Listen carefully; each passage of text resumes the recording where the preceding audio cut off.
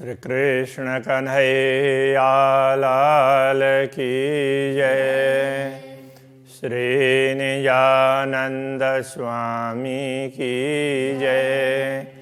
श्री प्राणनाथ प्यारे की जय।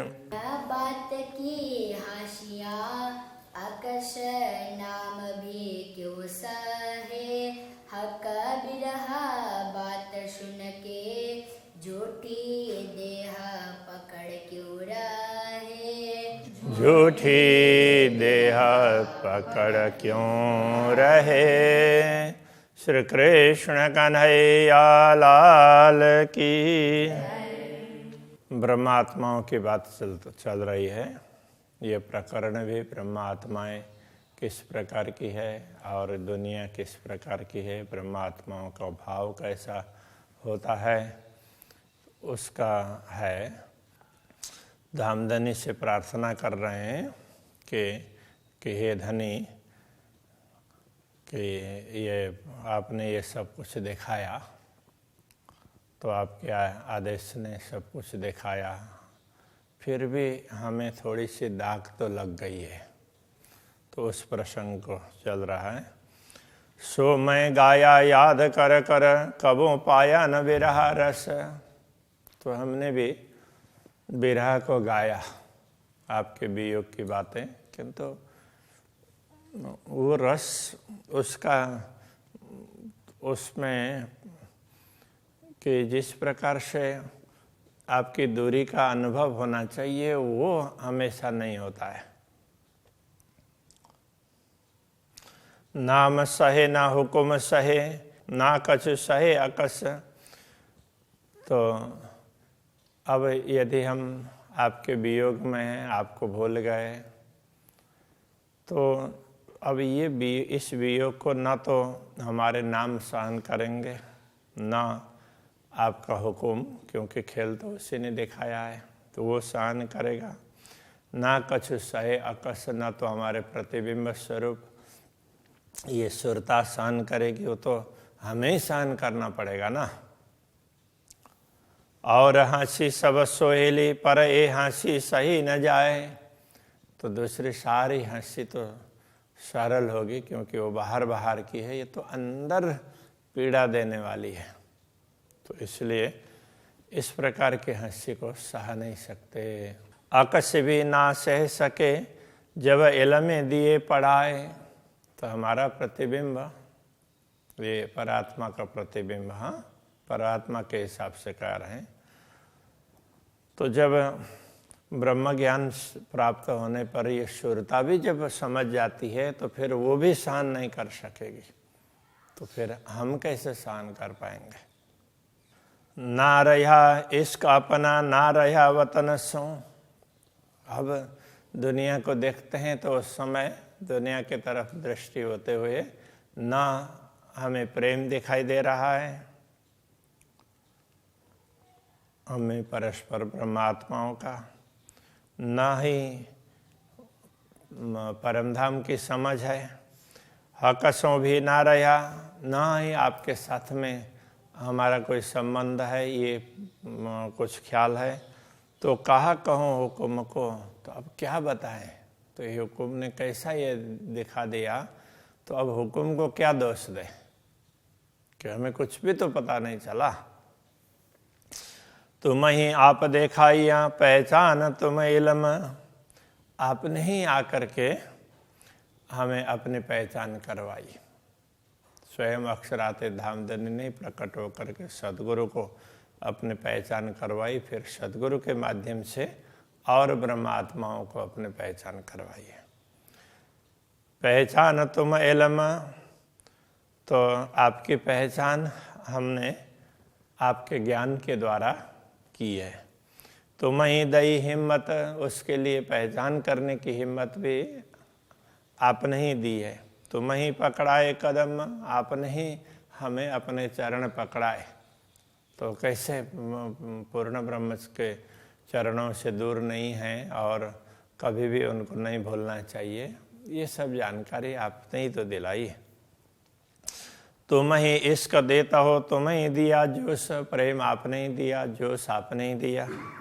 सोहबत भी तुम ही दही, और ब्रह्मात्माओं का संग, गुरुजनों का संसर्ग, ये भी तो आपने दिया। तुम्हें लावत माहे होश, और अब जागृत करके हमें होश में लाने वाले भी आप ही हैं। तो अभी तो हम बेहोश हैं, हमें कुछ ख्याल ही नहीं है, अचेत हैं, तो चेतना में जागृत करके सचेत करने वाले आप ही हैं। तुम्हें उतर आए अर्श से, इत तुम्हें कियो मिलाप, आप ही परम धाम से उतर करके अवतरित होकर के आए, और आपने ही दर्शन दे करके वो ब्रह्मात्माओं के मिलाप करवाया। तो आप ही मिले, हमसे मिलने के लिए आप ही आए। तुम्हें दही सुधा अर्श की, आपने ही परम धाम की समझ दी। ज्यों अर्श में हो आप, जिस प्रकार आप परम धाम में हैं, और उस प्रकार से आपने देखो पूर्ण ब्रह्म परमात्मा कैसे परम धाम में विराजमान है, ऐसा करके सारा दिखाया, वो आपने ही दिखाया है। सतगुरु श्री देवचंद्र जी को दर्शन दिया तो उस समय उनको लगा कि वो परम धाम दिखाया, तो श्री राज जी, श्यामा जी सिंहासन में विराजमान है, ब्रह्मात्माएं चारों तरफ बैठी है, मूल मिलावा। तो ये ऐसे सारे दृश्य तो किसने दिखाया? तो आपने ही दिखाया, अपने दर्शन भी आपने ही करवाया।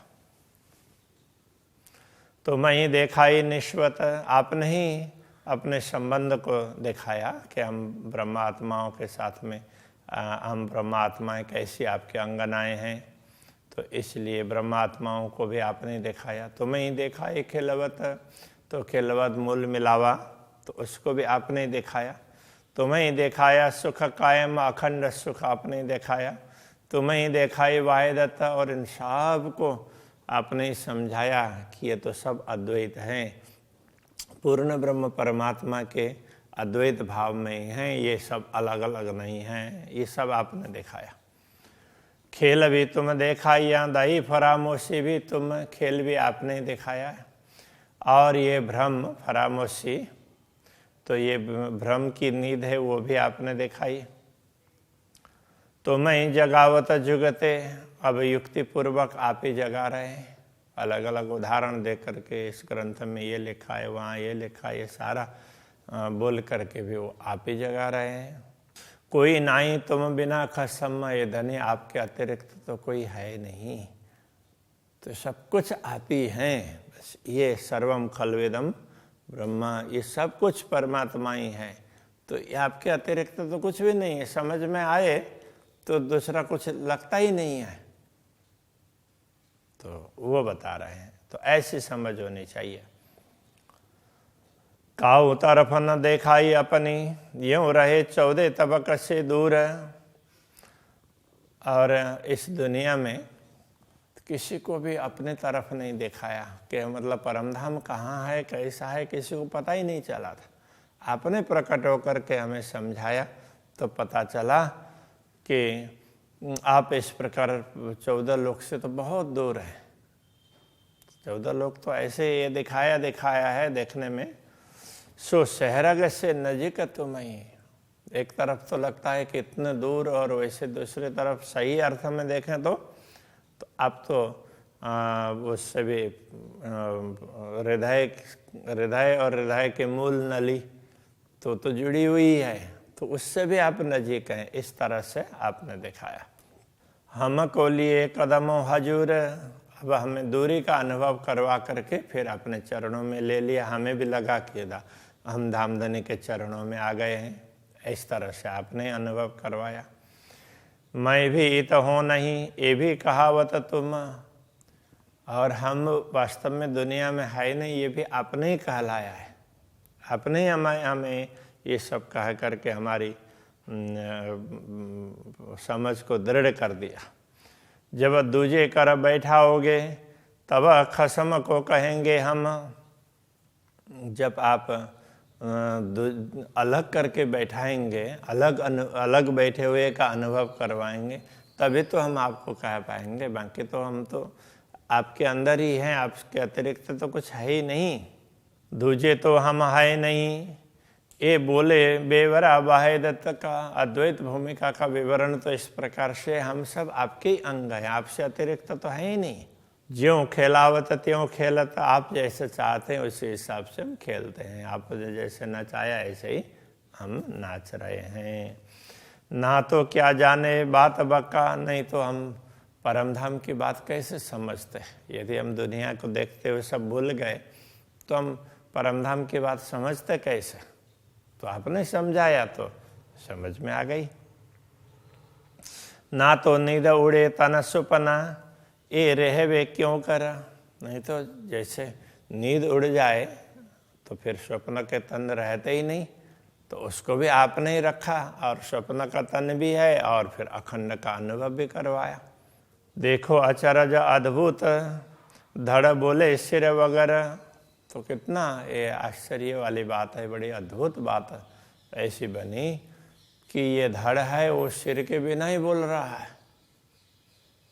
तो सिर तो कहाँ है पता ही नहीं है, और वैसे ही ये धड़ बोल रहा है। कहने का तात्पर्य तो ये एक सुरता ही तो है, तो इसका तो कोई इतना ज़्यादा वो है नहीं, मूल का पता ना होते हुए भी तो ये बोल रहा है। तो इस तरह से ये सब आपने ही करवाया।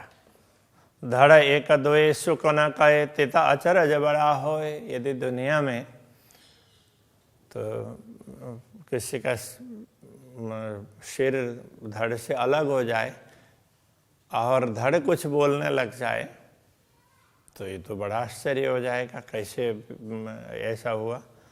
ये तन बिना बोले रूह अरस की, अरस की रूह अपने तन के बिना ही तो इस शरीर के द्वारा बोल रही है। तो यह दुनिया में नश्वर शरीर धारण करके बोल रही है। कहे वाणी बिना हिसाबे सोए, और बिना हिसाब ऐसी वाणी बोल रही है। अब परमधाम में तो मूल स्वरूप परमधाम में ही है, और नश्वर शरीर धारण करके तो ये परमधाम की बात इस उसके द्वारा निकल रही है। ये तो कितनी बड़ी बात है, ये आप ही करवा रहे हैं। सो भी बानी नहीं फना मिने, वो वाणी भी फना की नहीं है, फना में नहीं है, मतलब नश्वरता की नहीं है। अरस बका खोलिया द्वारा, उसने तो परमधाम के द्वार खोल कर दिखाए इस ब्रह्म ज्ञान ने। जो अब लगा किने ना खोलिया, अब तक किसी ने ऐसा काम नहीं किया था, किसी के द्वारा नहीं खोला था। कई हुए पैगम्बर अवतार, कितने ही पैगम्बर हो गए हैं, अवतार हो गए हैं, किंतु उन्होंने पैगम्बर या अवतार, पैगम्बर या तीर्थंकर कई हुए अवतार कि न ब्रोध न मेट्या विश्व का, किया नहीं निर्विकार।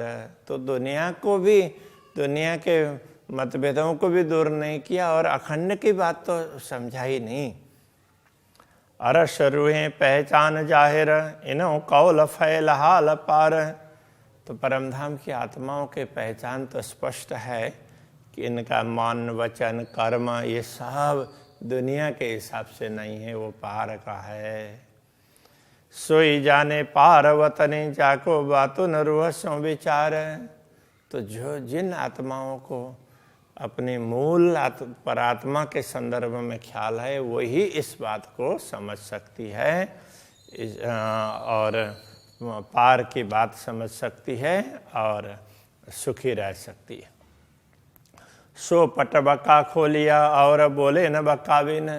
तो ऐसी ब्रह्मात्माएं भी, ब्रह्मात्माएं ही अखंड के द्वार खोल करके अखंड की ही बात करेंगी। उनको अखंड ही सही लगता है, दुनिया सही लगती नहीं। इन्हों पीठ दई 14 तबकों, करे जाहिर अरस रोशन। तो इन्होंने दुनिया की तरफ तो पीठ दी और तो परमधाम का प्रकाश दुनिया में फैलाया। 14 तबक की दुनी में बका तरफ न पाई किन। 14 लोग की दुनिया, उनको तो परमधाम के विषय में, अखंड के विषय में कुछ भी मालूम नहीं था। सो सबों ने देखिया किया जाहिर बका हक दिन। तो उनको भी ये पता चल गया कि अरे परमात्मा भी है, तो उनका ज्ञान दुनिया में प्रकट हो गया है। तो ये ब्रह्म ज्ञान का सूर्य उदय हो गया, ऐसा उनको भी लगा। बेवरा किया फुरमान में और हदीस मोहम्मद, तो इस प्रकार की कुछ बातें तो परमात्मा के आदेश में अलग अलग ग्रंथों में है। तो ऐसे कुरान और हदीस में भी इस प्रकार की बातें कही है मोहम्मद ने। जिन्हों खुली हकीकत मार्फत, जिनको इनकी यथार्थ का पता चला और जिनको जो कुछ बताना चाह रहे हैं उसकी थोड़ी भी पहचान हो गई, सोई जाने बातों न शब्द, वो भी इस रहस्य को तो वही समझेंगे ना, दूसरे तो कैसे समझेंगे। मोहम्मद सिखापन ए दई जो उतरे अरवाह सिरदार, तो मोहम्मद ने, रसूल ने इस प्रकार से उपदेश दिया कि ब्रह्मा आत्माएं तो शिरोमणि आत्माएं दुनिया में उतर आई है, ऐसा उन्होंने कहा। हक बका सिर लीजियो छोड़ो दुनिया कर मुरदार, तो उनको ये चाहिए कि वो पूर्ण ब्रह्म परमात्मा को देखें और बाकी दुनिया को सब ये दुनिया को छोड़ दें। तो अब यहाँ ये कह रहे हैं, ये सदगुरु श्री देवचंद्र जी महाराज ने प्रकट होकर के ये समझाया है। तो ये बातें, क्योंकि रसूल मोहम्मद ने तो इतना ही कहा था कि ब्रह्मात्माएं आएंगी, तो पहले भी आई हैं और बाद में भी आएंगी। वो आएंगी तो उस समय क़यामत होगा, और मेरा उपदेश है तब तक के लिए है, तब तक तुम्हें कैसे रहना चाहिए वो मैं बताऊंगा, बाकी तो जब परमात्मा उस समय आएंगे वो बताएंगे, उनके हिसाब से चलना होगा। तो ये उन्होंने ये भी बोला था, उस समय मैं भी आऊँगा। तो इस प्रकार की बात कही थी। जो भी परमात्मा की बात करेंगे, परमात्मा का काम करेंगे, उनको ही मोहम्मद कहते हैं। ये कोई व्यक्ति का नाम नहीं है, ये एक परमात्मा का काम करने वाली आत्मा, कोई आत्मा जिसके द्वारा परमात्मा अपना काम करवाते हैं, तो उसके लिए उस परंपरा में कहा है। और जितने भी पैगंबर हैं वो सारे ही मोहम्मद नाम से हैं, इस तरह से भी कहा हदीस में। तो इसलिए अभी ये सदगुरु देवचंद्र जी की बात कह रहे हैं कि जो परमधाम से अवतरित आत्माएं हैं उनको सदगुरु ने उपदेश दिया, और हक बका सिर लीजियो छोड़ो दुनिया कर मुरार। और उन्हीं सदगुरु ने क्या कहा, मोहम्मद कहे ए मोमिनो ए अरस अरवाह की रीत, ये परमधाम की रीत है ये ब्रह्मात्माओं। तो उन्होंने ये ब्रह्मात्माओं की रीत भात समझाई। हक बका लियो दिल में छोड़ो दुनिया कर पलित, अखंड को अपने हृदय में अखंड वस्तु को धारण करो, और ये दुनिया तो बहुत ही नीच है, इसको छोड़ो। अरस रूहें मोमिन लई मोहम्मद हिदायत, तो परमधाम की आत्माएं हैं, उन्होंने सतगुरु के मार्गदर्शन को, उनके उपदेश को शिरोधार्य किया। 14 तबकों पीठ दे, 14 लोक को पीठ दे करके आए माए खिलवत। अब उनको उनको परमधाम के तरफ उनकी दृष्टि जाने लगी।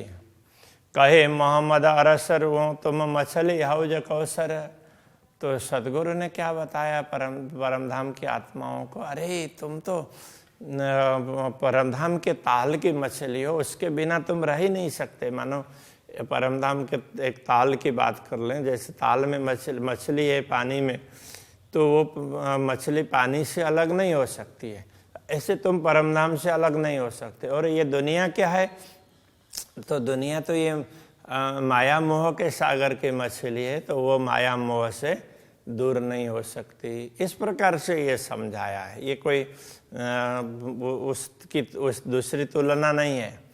जो बीच दुनि मुर्दार के सो रहे न तिन बिगर, जो जीव दुनि मुर्दार के, जो जीव दुनिया के जीव हैं वो नश्वर जगत के हैं, वो नश्वरता के बिना नहीं रह सकते। और परमधाम की आत्माएं परमधाम के बिना नहीं रह सकती। अरश अल्लाह दिल मोमिन और दुनि दिल शैतान, और ये भी कहा परमधाम अथवा पूर्ण ब्रह्म परमात्मा वो ब्रह्मात्माओं के हृदय में, और दुनिया के दिल में क्या है, तो शैतान बैठा हुआ है। ब्रह्मात्माओं के दिल में परमात्मा बैठे हैं और दुनिया के दिल में शैतान बैठा है। दे साहिदी मोहम्मद हदीस और हक फुरमान, और उन्होंने हदीस वगैरह के और उसमें हदीस वगैरह हैं, कुरान है, दूसरे ग्रंथ हैं, उन सब के माध्यम से साक्षी भी दी। देखो यहाँ ऐसा कहा है, यहाँ ऐसा कहा है, इस प्रकार से वो साक्षी भी दे दी है। कहे कुरान दूजा कछुए नहीं, एक है हक न्यामत वाहिदत। कुरान में ये भी समझाया है कि दूसरा तो कुछ है ही नहीं, एक सत्य परमात्मा है, उनके अतिरिक्त तो दूसरा कुछ है ही नहीं। और हराम सब जानियो, उस परमात्मा को छोड़ करके दूसरी सारी वस्तुएं त्याज्य हैं। हराम का तात्पर्य त्याज्य। जो कछु दुनी लज्जत, दुनिया को जिसके प्रति स्वाद लग रहा है, अच्छी लग रही है, वो तो किसी काम का नहीं है, इस तरह से तो कहा हुआ है। दुनी दोजक दरिया मछली, दुनिया है ये दोजक के दरिया की मछली है। तो नरक के सागर की मछली, वो नरक को छोड़ना ही नहीं चाहती है। कहने का तात्पर्य ये है। पातशाह शैतान दिल पर, उनके दिल पर तो शैतान ने अपना साम्राज्य जमाया हुआ है। हराम खाता है इबलीस, तो इसलिए वो सब हराम खा रहे हैं। तो क्योंकि उनका मन है, मन पर शैतान बैठा हुआ है, तो वो इबलीस तो 3 दले दुनिया का घर, तो दुनिया उसी के नीचे है। कहने का मतलब उसी के प्रभाव में है, उनके नीचे कहने का अर्थ ये है, दुनिया बस उसके प्रभाव में है। औलिया लिल्ला दोस्त मोमिन बीच खिलवत, तो औलिया का अर्थ होता वली, मित्र। तो औलिया लिल्ला, इनको परमात्मा के मित्र ऐसा कहा है, तो रसूल मोहम्मद ने भी ऐसा कहा है। और मोमिन बीच खिलवत, जो परमधाम की आत्मा है वो तो परमधाम में ही है, दुनिया में तो कुछ है ही नहीं। तो उस बात को फिर सतगुरु ने आकर के समझाया है। ए अरवाह अरस की इन दिल में हक सूरत, ये परमधाम की आत्मा है, इनके हृदय में ही पूर्ण ब्रह्म परमात्मा का स्वरूप है, इनके अंतःकरण में। तो अरस कया दिल मोमिन सो कायम हक वतन, इसलिए ब्रह्मात्माओं के हृदय को परमधाम कहा है, क्योंकि ब्रह्मात्माएं भी परमधाम की है और परमधाम अखंड है। वैसा रुए कही दरगाह की जित असल मोमिनो तन, तो ब्रह्मात्माएं भी परमधाम की है, तो ब्रह्मात्माओं का मूल तो परमधाम में ही है। तो इस बात को समझना जरूरी है। तो मेरे ख्याल में अभी इतना ही रखते हैं, कभी इससे आगे दुनिया की बात आएगी। और अब ये ब्रह्मात्माओं की बात कह करके ना, अब दुनिया क्या है तो उस बात को समझाएंगे।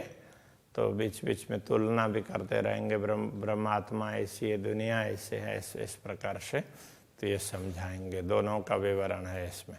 श्री कृष्ण कन्हैया लाल की जय।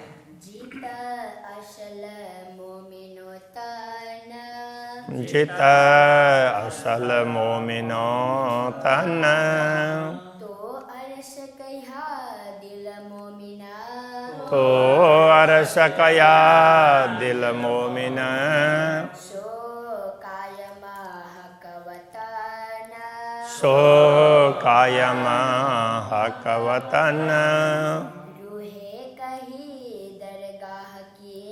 रूहे कही दरगाह की, जित असल मोमिनो तन, जित असल मोमिनो तन,